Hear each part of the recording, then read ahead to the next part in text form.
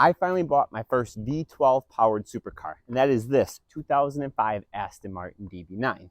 Now, it's kind of funny because I just kind of stumbled across this car per se and impulsively bought it. But what I want to do today is I want to kind of give the reasons why I bought it and sort of what my plan is for it. And this isn't going to be a full review by any means. I do want to make that clear. This is just kind of my initial impressions.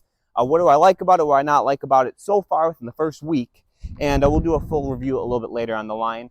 My name is Brett Kennedy, and you're watching the Chooches.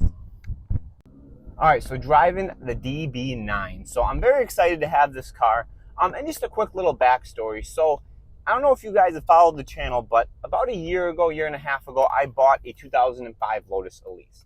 Now, at the time, I had said that car I was going to have for about 6 to 12 months, and I did. So I had that car for about 3,000 miles on it. I had my fun with it, and I got a pretty good offer on it, so I decided to let it go. Now, I wasn't actively looking for a new car, and in all honesty, I did just stumble across this. I was looking at Aston Martin specifically, just out of curiosity, and I found this for sale at a Porsche dealer in my area, and I thought it was a pretty good price. So I ended up going down there, looking at it. They let me drive it. I got suckered on it, and I bought it. So why did I buy it? I mean, obviously, it's cool and everything, but there was a few reasons, and I can think of about 5 of them. So first things first is I bought it because of that V12. Now, I'm somebody that has what you call FOMO. If you know what FOMO is, it is the fear of missing out. And my fear is that I'm going to miss out on having a V12 supercar. Obviously, with the way things are going, they're not making many of these anymore. And the ones that are, they're hybrid, and it's just kind of going away. And I found a good deal on this, and I kind of thought it was now or never. So I ended up buying it. For that was the main reason. V12, you just can't beat it. This is a 5.9 liter naturally aspirated V12. And this one has the 6-speed automatic gearbox in it, which kind of sucks, but the manuals do command a pretty good premium. Number 2 is the value.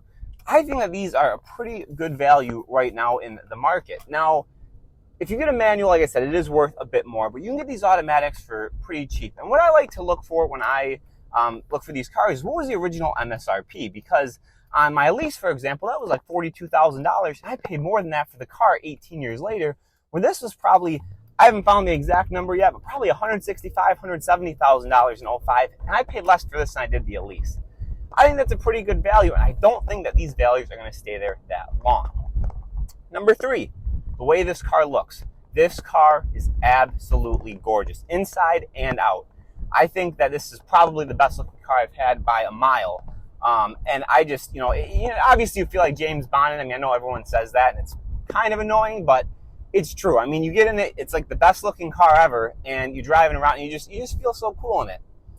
Number 4 would be how nice the inside is here. So obviously the Elise is like a complete race car, and I also have a 95 Viper RT10, which is also very rough and primitive, and this is the total opposite. I mean, it just feels so smooth, it's so quiet at speeds, and it's exceptionally nice.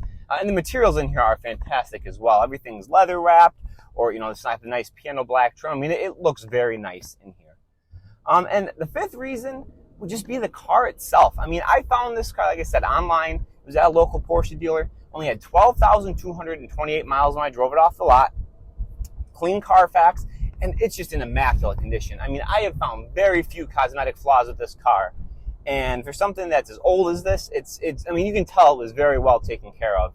And that's huge to me. I mean, obviously, when I go to sell this car, because realistically, I mean, I flip through cars and I know that I'm not going to have this for decades on decades. That's going to help it sell. I mean, it's got a reasonable amount of low miles, even if I put some miles on it, and it's just in fantastic shape. The other thing that goes to the point of this just being the right car is that it's well equipped. Like I said, I haven't been able to exactly figure out the MSRP yet. I did get the build sheet from Aston. It's got the highest end audio system. It's got the nav system. It's got heated seats, parking system. I mean, for 05, this was well equipped, and that was all optional equipment back when this car was new.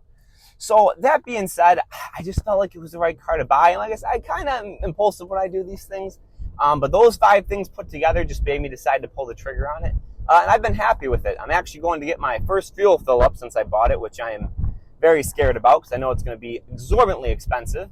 And this thing does drink gas. Obviously, it's a V12. But I've really enjoyed driving it around so far.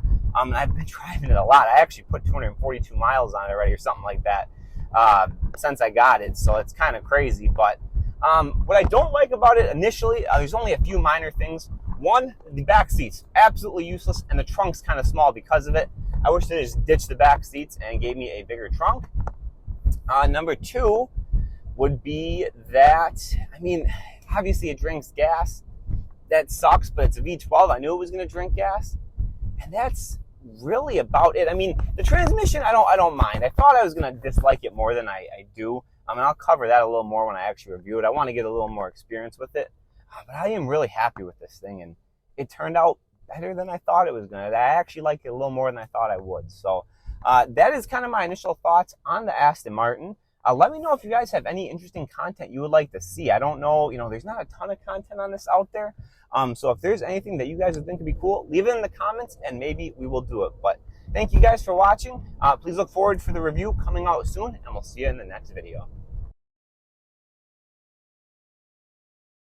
Check out all the savings with this week's Quick Hot Savings. Stock up for those holiday gatherings.